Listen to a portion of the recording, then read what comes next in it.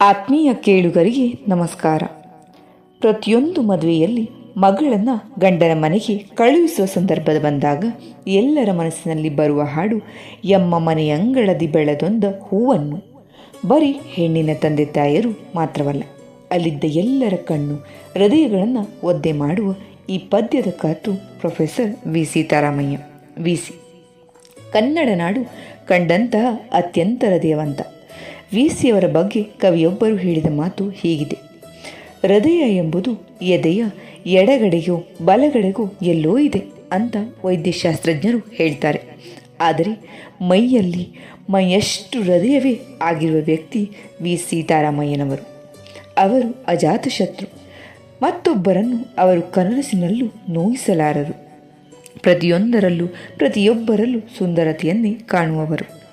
ಒಂದು ಬಾರಿ ಅವರು ಕಾಯಿಲೆಯಿಂದ ಆಸ್ಪತ್ರೆಗೆ ಸೇರಿದ್ದಾಗ ವೈದ್ಯರು ಇವರ ಎದೆಯ ಭಾಗದ ಎಕ್ಸ್ರೇ ತೆಗೆತಿದ್ರಂತೆ.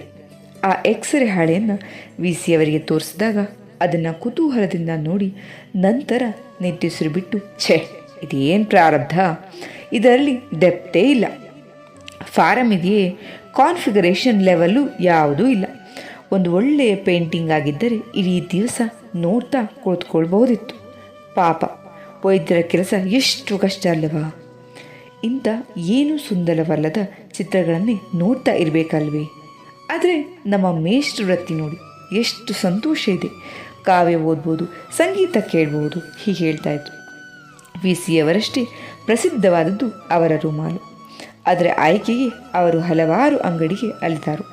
ಅದಾವುದೋ ನಂಬರ್ ಹೇಳಿ ಅದೇ ಜಾತಿಯ ಬಟ್ಟೆಯನ್ನೇ ಅಪೇಕ್ಷಿಸುವರು.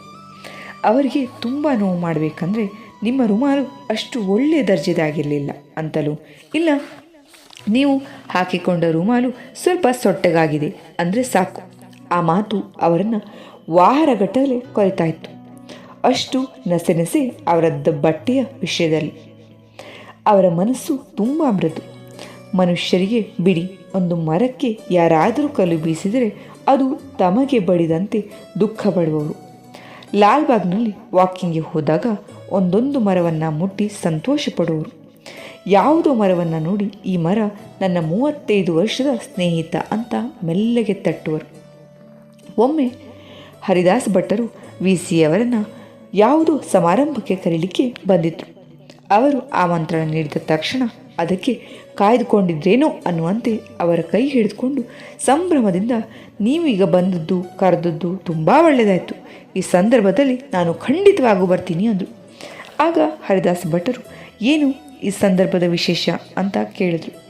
ಆಗ ವಿ.ಸಿ.ಅವರು ಹೇಳಿದ ಮಾತು ಕೇಳಿ: ವಿಶೇಷವೇನಲ್ಲ, ಮನೆಯಲ್ಲಿ ನನ್ನ ಮಕ್ಕಳು ಮನೆಯ ಹಿಂದಿನ ಜಾಗದಲ್ಲಿ ಮನೆ ಕಟ್ಟಲಿಕ್ಕೆ ತಯಾರಿ ನಡೆಸ್ತಾ ಇದ್ದಾರೆ.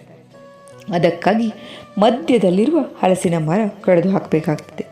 ಆ ಘೋರ ಕೆಲಸವನ್ನು ನನ್ನಿಂದ ನೋಡಲಿಕ್ಕೆ ಸಾಧ್ಯವಿಲ್ಲ. ಅದಕ್ಕೆ ಈ ಸಂದರ್ಭದಲ್ಲಿ ನಿಮ್ಮ ಊರಿಗೆ ಖಂಡಿತ ಬರ್ತೇನೆ ಅಂದರು. ಹೀಗಿದ್ದರೂ ನಮ್ಮ ವಿ.ಸಿ.ಅವರು ಸೌಂದರ್ಯದ, ಮಾಧುರ್ಯದ, ಸರಸ ಸಜ್ಜನಿಕೆಯ ಪ್ರತಿರೂಪದಂತೆ. ಅಂಥವರು ಮತ್ತೆ ಎಲ್ಲಾದರೂ ದೊರೆತೆಯಾರ? ನಮ್ಮ ಜೀವನಕ್ಕೆ ಸೊಬಗನ್ನು ತಂದುಕೊಡ್ಲಿಕ್ಕೆ ಸಾಧ್ಯನಾ? ಒಮ್ಮೆ ಯೋಚನೆ ಮಾಡಿ.